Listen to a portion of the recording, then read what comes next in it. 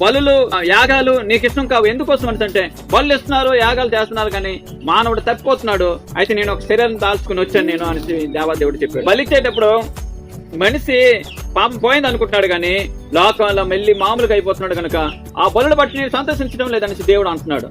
ఆ బలిచే ఆ యొక్క బలి రక్తం ఈ మనుషుల్ని పాపం నుంచి బయటకు లాగటం లేదు. లోకంలో పాపాలు పోవాలని ఎన్ని బలు ఇచ్చినా మనిషి తాలూకు పాపాలు పోవు. దేవుడు ఒక శరీరాన్ని దాల్చవలసి వచ్చింది. అయితే ఆయన శరీరాన్ని దాల్చుకున్నాడు. దాన్ని బట్టి మనకి ఏంటి లాభం? హెబ్రీయులకు రాసిన పత్రిక 10వ అధ్యాయం 10వ వచనం నుంచి నేను చదివి వినిపిస్తాను. వాక్యాల్లో రాయబడదు కదా, యేసుక్రీస్తు యొక్క శరీరం ఒక్కసారి అర్పింపని చేత ఆ చిత్తమును బట్టి మనం పరిశుద్ధపరచబడి ఉన్నాము. యేసుక్రీస్తు అనే ఆయన దేవాతి దేవుడు శరీరాన్ని దాల్చుకున్న తర్వాత ఆయన ఒక్కసారే బలైపోయాడు మన మానవులందరి కోసం. దాన్ని బట్టి మనుషులమైన మనము పరిశుద్ధపరచబడుతున్నాము. దేవుని నమ్మిన మనము, రక్షణ పొందిన మనము ఆ ఒక్క బలియాగం బట్టి మనం పరిశుద్ధపరచబడుతున్నాం. మరియు ప్రతి యాజకుడు దినదినము సేవ చేస్తూ పాపంలో ఎన్నటిని తీసివేయలేని ఆ బలులను మాటమాటికి అర్పించి ఉండును.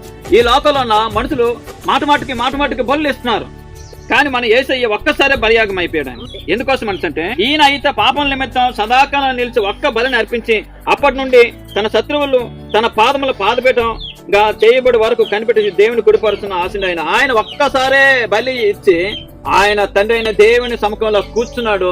ఆ కూర్చున్న ఆయన పాదముల కింద శత్రు సాతానుడు నలిగిపోతున్నాడు అన్నమాట.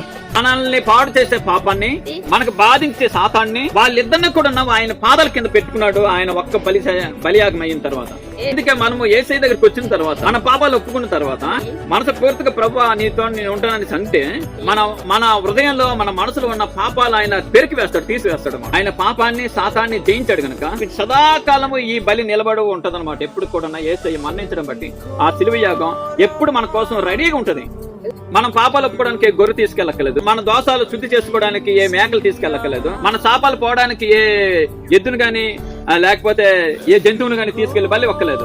మన దేవుడు వాటన్నిటిని కోరటం లేదు. మన దేవుడు మన తరపున ఆయన బలైపోయాడు. మనం శుద్ధి చేయడానికి ఆయన బలైపోయాడు. మనం ఆయన దగ్గరికి ఏటు తీసుకెళ్ళక్కలేదు, ఆయన దగ్గర గొర్రె తీసుకెళ్ళక్కలేదు, మేక తీసుకెళ్ళక్కలేదు, ఎదురు తీసుకెళ్ళక్కలేదు, ఏ జంతువుని తీసుకెళ్ళక్కలేదు. ఆయన రక్తాన్ని కోరటం లేదు, తన రక్తాన్ని మనకిచ్చాడు, తన ప్రాణం మనకిచ్చాడు. ఏ జంతువు తాలూక జీవాన్ని కోరటం లేదు ఆయన. ఏ జంతువుని బలి ఇవ్వండి అని అంటం లేదు ఆయన. నీ కోసం నా కోసం ఆయన బలిపోయాడు. ఆ బలియాగం, ఆ శిలువ యాగం ఎప్పుడు సదాకాలం ఉంటది.